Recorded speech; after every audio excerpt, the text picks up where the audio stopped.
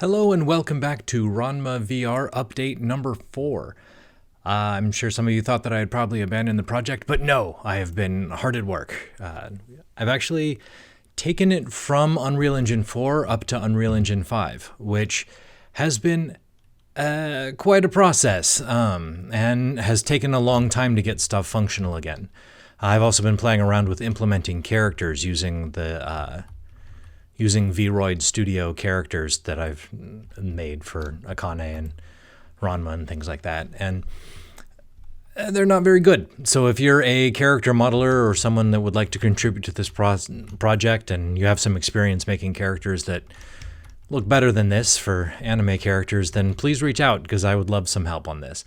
So I want to talk a little bit about some of the updates and some of the things that are still broken and whatnot. Right off the bat, you may notice that this is currently not in VR. This is just playing in normal desktop mode, and right now with Unreal Engine 5, all of the new features with the lighting and the reflections and different memory things to improve the quality of the gameplay experience don't work with VR. Now, hopefully that will be changing in the coming months. And when it does, this is definitely going to be coming back to VR. But in the meantime, it seems like a lot of the people who are playing with this project don't have access to VR anyway. So hopefully it won't be too detrimental to those people. Now, I'm not planning on releasing this in its current state because there's still a lot broken. I mean, like the ground is obviously all screwed up. And like look at this tree. This tree only grows disappointment. So I'm working on getting these things all fixed and kind of back to the state that it was in before I release this out, even as a non-VR project. Oh, the sun looks nice. But what's cool is that it used to be, if I were to take an object, like say I took this plant, and I were to move this plant a little bit, oops, and I were to move this plant just a little bit, then I would have to re-render the lighting on the scene because the plant and the TV and everything would be broken. And that rendering took about 4 hours before. Anytime that I moved something and I wanted to update the lighting and make sure that everything looked right, it was a 4-hour process to do all of that updating. But now I can literally change the sun's direction in real time. And all of the lighting, the shadows, the reflections, the global illumination, all of it is changing as I move the sun around. And this includes outside. We have our sky now has fully volumetric clouds, like they're big and fluffy and they're moving, and it's gorgeous. And the sun can set and the sky's color will change, and you'll see the lights come on in the buildings and the stars come out, and it's just so cool seeing these like gorgeous red sunsets, and seeing all the light shining on the buildings and casting real shadows, and it's just wonderful. So to me, even if I never get VR working on this again, this is worth it just for how neat it is to be able to adjust the light like this. And it is my intention that when I do release this for a public download, you'll be able to move the lights around yourself. I'm going to implement a little menu that will let you make those adjustments on your own. So that'll be a fun thing for people to play with, especially the people who like using this to sort of make backgrounds for their own fan comics, where they just take screenshots and are able to edit those screenshots a little bit. There's another broken texture right there. So there's a lot of things that switching over to Unreal Engine 5 broke, and I've been working like crazy trying to get them all fixed again. But in the meantime, I can show you some of the stuff that was not in the last video. Some of the neat newer stuff.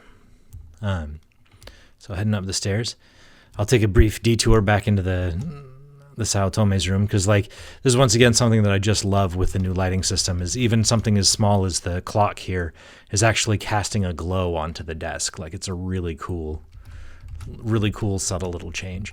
But with the quality change in the lighting, if I bring the sun in here, you can see the shadows that are being cast on the wall from the sunshine coming through the wooden slats. They just look so clean.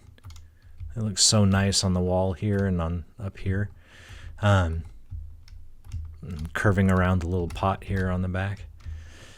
And again, that nice soft glow, that nice light as it's coming in and shining through the windows, and it's just a beautiful thing. I sit around and play with it all the time. We have the Sao Tome's backpacks. And I'll come over here. We'll start in Akane's room to sort of show that same effect. And you can see the light actually shining through her cloth curtains there, which is something I'm pretty proud of, because normally, like, that's something that Lumen really doesn't like doing. Lumen is the new lighting system from Unreal Engine 5, and it does not like subsurface scattering and doing this kind of stuff. So it's a lot of work sort of tricking it to do these things. But you get this gorgeous glow, and when you get that light just right. Let's see. You can even see there's this neat, when the sunlight is hitting the little basket here, a little spring up basket with the posters, it's bouncing this green glow back underneath the desk and next to the bed and all through the inside of the basket. And being able to have like the sunset come in and get that lighting just right. It's beautiful, just beautiful. And seeing the clouds. That's one of the other neat things that as this goes and I continue to build on it, I want to have it so that when you have you'll be able to not just adjust the lighting and like the sun location, but you'll be able to change the density of the clouds and whether or not it's a sunny day or if it's raining or that kind of thing. So I'm going to keep working on that, as well as having other objects like this, for example. When you move this around, you can see the lighting on it is actually lighting up the environment around it, which is really cool. So let's look in Nabiki's room a little bit and see some of those changes. Well, we have this, now Nabiki has these beautiful yellow curtains, and it's the same kind of deal. I just absolutely love that soft glow, that beautiful yellow glow you get when the sun hits those. Or when the sun is hitting the pink bed sheet here, how it just lights up the rest of the room with this nice soft pink glow. Now you can see in the reflection here, these are all real-time reflections as well. So let's see if I can line this up. So you can see, like, when I move them across move the sun around the room, you can see the reflections are updating in real time. They're not very sharp reflections, but they're still a massive improvement over how they were in the previous project. Then I have a bunch of the photos that Nabiki took. And then I don't think I showed this in the last video, but Kasumi's room is also about done. So there's some fun stuff in here. She's got a picture of her family with a broken picture frame with a default material. And just a nice bit of fabric, bit of kimono fabric, and her weird sort of alien-shaped clock. His hands are missing at the moment, but and then I figured Kasumi would probably be a fan of Mesa Nikoku, so I decided that would be a fun calendar to stick in there. And then she has her weird metal chicken. And then, of course, another family photo next to the bed. And it's same kind of deal in here. Like, it's just really fun playing with the lights, getting it to look a certain way. And I'm really looking forward to having characters in here more. And whether I do that just by using VRoid Studio and making everybody over the long term, or if somebody comes and gives me a hand with that, that would be awesome. One way or another, it's going to happen. I'm going to have characters in. So I'll do another update as soon as the new version of the engine comes out with the new improvements to lighting and shadows and things like that. And hopefully that will allow me to start incorporating some VR gameplay into it. It's probably not going to play great in VR, at least not initially. But I mean, this isn't exactly a Twitch experience when you're playing it. This is more about just playing with this space, so performance is not as critical.